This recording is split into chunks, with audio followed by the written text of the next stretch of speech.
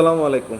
আজকে একটা গুরুত্বপূর্ণ বিষয় নিয়ে আপনাদের মাঝে হাজির হয়েছি। সেটা হচ্ছে যারা আমরা বাংলাদেশে আছি, বিশেষ করে যারা আমরা মালয়েশিয়াতে থাকি এবং যারা আমরা বিশেষ করে সিঙ্গাপুর, ক্যাম্বোডিয়া, লাওস এবং অন্যান্য দেশে ঘুরতে যাই এখান থেকে, তারা যদি দুইটা দেশ বিশেষ করে ক্যাম্বোডিয়া এবং লাওস এই দুইটা দেশ ঘুরি তাহলে এখানে খুব সতর্কতা অবলম্বন করতে হবে। ওই যে আমার এক ভাই, সে আজকে ক্যাম্বোডিয়া থেকে আসছে, এই যে সাইফ। আসসালামু আলাইকুম। তো সে ক্যাম্বোডিয়া থেকে আসছে।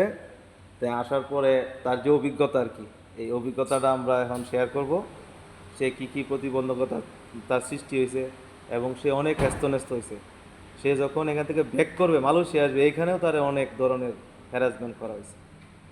তে তুমি যদি সাইফ শেয়ার করো আর কি বিষয়টা সবার সাথে, যে তুমি কেমনে করে প্রথম করলা। আমার মতে কম্বোডিয়া আর লাওস কারো যাওয়া উচিত না। কারণ আমাদের বাঙালি পাসপোর্টে লাওস যান আর কম্বোডিয়া যান, তারা গণায় ধরে না। শর্টকাট বাংলা ভাষা, না তারা না ঠিক মনে আছে। করে আমরা বাঙালিরা চোর, ওদের দেশে চুরি করতে গেছি। এই কারণে যখন আমি লাওসে নামছি, কম্বোডিয়া নামার পরে 4 জন ইমিগ্রেশন ধরছে, একজনের পর একজন।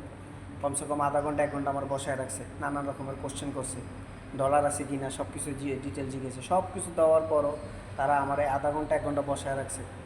তারপরে হোটেল বুকিং সব কিছু ডিটেলস দিছি। দেওয়ার পরে মানে তাদের ভাষ্য এরকম ছিল যে তারা আমার থেকে টাকা খাবে, আচ্ছা কিন্তু আমি তো টাকা দিব না। আচ্ছা। মানে আমার কষ্ট টাকা আমি তাদের কেন দেবো? আমি গেছি ঘুরতে জন্য, কিন্তু ঘোরার জিনিসটাই তারা নষ্ট করে দিচ্ছে। ও আচ্ছা কারণ সেই ঘোরার মন মানসিকতা থাকে না একটা মানুষের, আচ্ছা। যখন এরকম হ্যারাসমেন্ট হওয়া আর কি, হ্যারাসমেন্ট হইলে পরে আর মানুষের ঘোরার কোনো রকমের ইচ্ছা থাকে না। আচ্ছা আচ্ছা। কম্বোডিয়াতে যদি যায় কেউ, কম্বোডিয়া গেছি ভালো কথা, হোটেল এখান থেকে বুকিং দিয়ে গেছি, কিন্তু আমার মতে হোটেল যেভাবে বুক দেন, আগে হোটেল সম্বন্ধে ডিটেলস যাই না তারপর বুক দিবেন। কারণ এখান থেকে হোটেল বুকিং দেওয়ার পরে হোটেলে যাওয়ার পরে দেখা যায় যে হোটেলে কোনো কিছু ভালো না। কারণ আমি যে হোটেলে গিয়ে উঠছি সব কিছু পে করে দিছি, যাওয়ার পরে ওই হোটেলে যায় দেখি হোটেলের কমোড কাজ করে না, পানির জায়গা কাজ করে না, বিছনা সব নোংরা, আপনার রুম কখনো মনে হয় না ঝাড়ু দিছে 2-1 সপ্তাহের মধ্যে, আচ্ছা, এত অপরিষ্কার। রুমের মধ্যে বাষ্প, অন্যরকম গন্ধ। আচ্ছা আচ্ছা। তো যদি কেউ হোটেলও বুকিং দেন, হোটেল সম্বন্ধে আইডিয়া নিয়ে তারপর বুকিং দিন। কারণ trip.com-এ, আগোডা, এগুলো যে অ্যাপগুলো আছে এগুলোর মধ্যে ভালো ভালো হোটেল আছে, কম প্রাইসের মধ্যে হোটেল বুক দেওয়া যায়। ও কিন্তু কেউ যদি ছোটোখাটো হোটেল চিন্তা করেন তাহলে এইসব জায়গায় বুক না দেয়, এটা বেটার। তারপরে যদি হোটেল কেউ চান, আমার জানা মতো একটা বাঙালি হোটেলে আমি উঠছিলাম, অনেক ভালো হোটেল, মানুষও ভালো, খাবারও ভালো, হালাল, ফুল হালাল। চাইলে আপনি সাইদ ভাইয়ের সাথে যোগাযোগ করবেন, আমি হোটেলের ডিটেলস দিয়ে দিব। ওই হোটেলে যে উঠবেন, আইবেন, তাদের সাথে যদি কথা বলেন তাদের কোনো টাকা দেওয়া লাগবে না, তারা আপনার রিসিটও দিব, হোটেলের রিসিটও তারা আপনাকে দিব। তারপরে আপনি যাবেন, যাওয়ার পরে থাকবেন, থাইকা খাওয়া দাওয়া করবেন, 2 দিন থাকেন, 3 দিন থাকেন, তারপরে সব একসাথে যদি টাকা পয়সা দেন সমস্যা নেই, তারা অনেক হেল্পফুল। আচ্ছা, এখন কথা হলো এটা ঠিক আছে, হেল্পফুল। যখন তোমার তো দুইটা দেশের বিষয় ছিল, তুমি ক্যাম্বোডিয়ারও ভিসা ছিল, ক্যাম্বোডিয়া গেছো, তারপরে যাবো হচ্ছে লাওস। তো লাওস যাইতে গিয়ে তোমার সাথে কি বিড়ম্বনা হয়েছে ইমিগ্রেশন, যদি এটা বলো, যে লাওসের বিষয়টা। যে জীবনে যদি কোনো ভুল করে থাকি, সবচেয়ে বড় ভুল ছিল যে আমার লাওসের ভিসা নেওয়া, এটা ছিল প্রথম ভুল। দ্বিতীয় ভুল ছিল যে আমি কম্বোডিয়া থেকে লাওস যাব, টিকিট কাইটা রাখছি আগের থেকে, এটা আমার দ্বিতীয় ভুল ছিল। আমি আবার সাথে ট্রানজিটও নিয়েছিলাম। আবার আমি লাওস থেকে মালয়েশিয়া ফ্লাইট কাটছিলাম, এটা আমার ছিল তৃতীয় নম্বর ভুল। কারণ আমি যখন লাওসে যাওয়ার জন্য এয়ারপোর্টে গেছি, আমি 3 ঘন্টা আগে গেছি এয়ারপোর্টে। যাওয়ার পরে তারা কোনোভাবে আমার বোর্ডিং পাস দেয়নি। কারণ তারা বলতেছে $3000 তাদের দেওয়ার জন্য, তাদের দেখানোর জন্য যে $3000 দিব, আমি লাওসে যাব, আমি লাওসে যে ঘুরতে যাব, তার জন্য তুমি কি 3000 ক্রেডিট কার্ডের কথা বলছিলে যে আমার কাছে ক্রেডিট কার্ড আছে? আমি বলছি যে আমার কাছে $1000 আছে, ওকে আমার সাথে ক্রেডিট আছে, ওকে। ক্রেডিট কার্ড আছে আমার, ওটার মধ্যে অ্যামাউন্ট আছে, আমি থাকবো 1 দিন। তো 1 দিনের মধ্যে তো কারো $1000 খরচ হয় না, আমার যদি লাগে আমি বের করবো কার্ডের থেকে, কিন্তু তারা কোনোভাবে অ্যালাউ করে না তাদের কথা। কারণ তারা একটা জোট করে রাখছে, কম্বোডিয়া আর লাওস তারা মিলে একটা একজোট করে রাখছে যে কোনো বাঙালি পাসপোর্ট, পাকিস্তানি পাসপোর্ট, তারপর আপনার শ্রীলঙ্কান পাসপোর্ট, এইসব লোকগুলোর একজোট করে রাখছে। এইসব লোক কোনো কিছুই তারা অ্যালাউ করবো না যদি $3000 সাথে না থাকে, ও আচ্ছা আচ্ছা। যদি লাওসে যাইতে হয়। আচ্ছা আমি তাদের সাথে অনেক গেদাগেদি করছি, অনেকক্ষণ এগুলি নিয়ে আর্গিউ করার পরও তারা কোনোভাবে অ্যালাউ করে না। আচ্ছা। তাদের আমি বললাম কোথায় লেখা আছে আমার দেখা, যে $3000 যে দিতে হইব, কোথায় লেখা আছে আমার দেখা, গুগলে আছে কিনা, কিংবা গুগলে আপনাদের কোথায় আছে, ওয়েবসাইটে আছে কোথায় কিনা? ডিটেলস দেওয়া আছে আমার দেখা। আচ্ছা, তারা পরে বলতেছে এটা কোথাও ডিটেলস দেওয়া নাই। হয়। এটা তোরটা তোর জায়গায় নিতে হবে। তাই আমি বললাম আমারটা আমি জানুম কিভাবে জানুম, তোরা যদি হ্যাঁ। গুগলে কোথাও না দেওয়া থাকে হ্যাঁ। আমি সেটা জানুম কিভাবে? তোরা তো কোথাও লেখা দেস নাই যে বুঝতে $3000 তোরা ক্যারি করবি তাহলে আমরা অ্যালাউ করবো, Allow এটা কোথাও লেখা দেস নাই তোরা। কিন্তু এখন তোরা বলতেছস যে এটা তোরা আর লাউসরা তোরা দুজনের কোম্পানি মিলে তোরা তোরা এক হয়ে রয়েছিস, তোরা যদি কেউ $3000 সাথে থাকে তাইলে তোরা অ্যাপ্রুভ করবি। আচ্ছা আচ্ছা, কিন্তু Boarding এটা তো আর pass দিবে। এটা তো আর এতে বলে নাই, মানে না, কোনো নেই নাই। কোথাও লেখা নেই। এটা তারা তারা তারা আবার তারা তুমি একা- যখন ভিসা লাগাইতে গেছিলে লাউসের, হুম। হ্যাঁ তখন কি তোমার বলছিল এরকম না, কিছু? তখনও কোনো কিছু বলেনি। তার মধ্যে লাওসের ভিসার অ্যামাউন্টও বেশি। আমার মতে লাওসে ভিসা লাগানোর থেকে কেউ ইন্দোনেশিয়া লাগাও, থাইল্যান্ড যাও, সিঙ্গাপুর যাও, সিঙ্গাপুর যাও। শান্তি আছে, আরাম আছে, ঝামেলা নেই। সিঙ্গাপুরে আরও ঝামেলা নাই, সিঙ্গাপুরে নিজের ইমিগ্রেশন নিজেই করতে পারে। হ্যাঁ হ্যাঁ হ্যাঁ। কিন্তু কেউ লাওসে যাবে না, কম্বোডিয়া যাবে না, কারণ কম্বোডিয়ার মতো খারাপ দেশ আমার মনে হয় না দু একটা আছে। তার মধ্যে সিন্ডিকেট দিয়ে ভরা। এই যে মালয়েশিয়া, সবচেয়ে বড় কথা হলো এয়ার এশিয়া যে টিকিট কাটবেন আরও সাবধান, কারণ এয়ার এশিয়ায় হেরা যারা কম্বোডিয়া বসে রয়েছে আর যারা লাওসে বসেছে তারা এয়ার এশিয়ার থেকেই তারা মানে তোমার ইমিগ্রেশন বন্ধ যাইতে দেয় না? না, আমার কথা আমি তো বলছি, আমি বলছি যে আমার যদি আটকায় ইমিগ্রেশন ঠিক আছে সেটা আমি মাইনে নেবো, সমস্যা নেই। তোরা তো ইমিগ্রেশনের কাজ করছ না, তোরা Boarding এ যায় না। না, আমাদের এখানে আমরা লাউসের সাথে আমাদের একটা কন্ট্যাক্ট আছে এয়ার এশিয়ার জন্য, যদি কেউ লাউস যাইতে চায় তাহলে $3000 শো করতে হবে। কেন $3000 শো করতে হবে, কি কারণ? তাইলে কি আমরা এখন এই দুইটা দেশ অ্যাভয়েডই করব? Avoid আসলেই তো করাটা better, অ্যাভয়েডই কারণ সেখানে বাঙালিদের কোনো মূল্যায়ন নাই। তারা বাঙালিদের মনে করে দেখলেই যে আমাদের চেহারার মধ্যে লেখা আছে আমরা চোর, এরকম কিছু মনে করে তারা না যাওয়াটাই সবচেয়ে বেটার। কারণ লাউসে কম্বোডিয়ার থেকে আরও বেশি হস্ত নষ্ট করা হয় বাঙালিদের। তা আমার মধ্যে না যাওয়াটা সবচেয়ে ভালো একটা আইডিয়া হবে যে লাউস আর কম্বোডিয়া না যাওয়া। এটা avoid করা। অন্য কোনো দেশে যাওয়া। এই দুইটা দেশ অ্যাভয়েড করাই ভালো, কারণ এই দুইটা দেশে ওই দেশের ভিতরেও ডলারের অনেক ঝামেলা। কারণ যে কোনো জায়গায় যদি আপনি ডলার শো করেন ওই ডুপ্লিকেট ডলার হাতে ধরা দিবে। ডলার ওই নাকি ডুপ্লিকেট ডলার আছে? Available duplicate. আইয়ো। কেউ $100 যদি কারো কাছে দেন ওই মুহূর্তের মধ্যে ডলার চেঞ্জ করে ফেলে কারোর উপরে। আর ইমিগ্রেশনটা তো আছেই, ইমিগ্রেশনটা দান্দা থাকে কতক্ষণ আপনার থেকে ডলারটা নিয়ে খাইতে পারবো।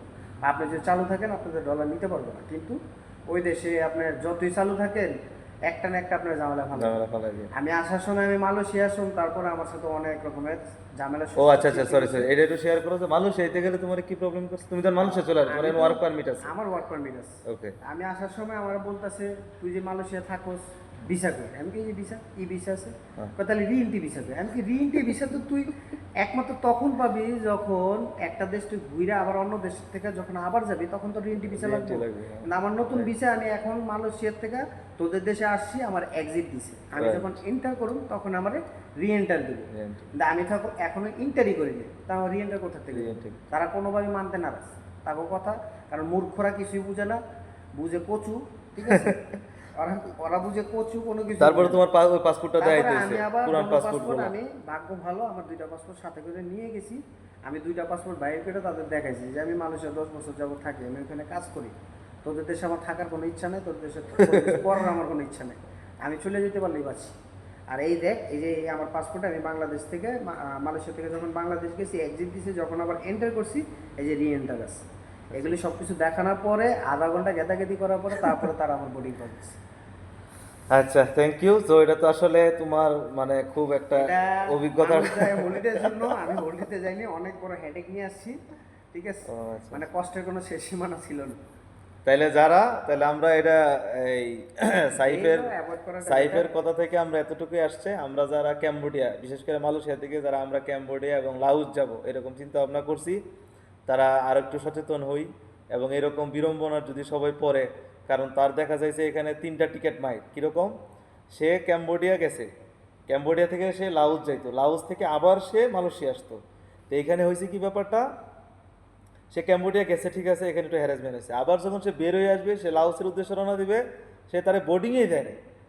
না বোর্ডিং ওকে, বোর্ডিংয়েই দেয় না। তাহলে তো সে কি হলো, তারপর বিনিময়ে তার 3টা টিকিট তার নষ্ট হয়ে গেল। তো নতুন করে আবার টিকিট কাটা লাগছে, নতুন করে টিকিট কেটে এরপর আবার মালয়েশিয়া। আচ্ছা, তারপরে তুমি হলো এই অ্যাভয়েড করছো, মানে এয়ার এশিয়াটা অ্যাভয়েড করছো? এশিয়া আমি কখনোই যাব Avoid না, এয়ার করছো। এশিয়ার সবকিছু ফালতু, কোনো কিছুই ভালো না।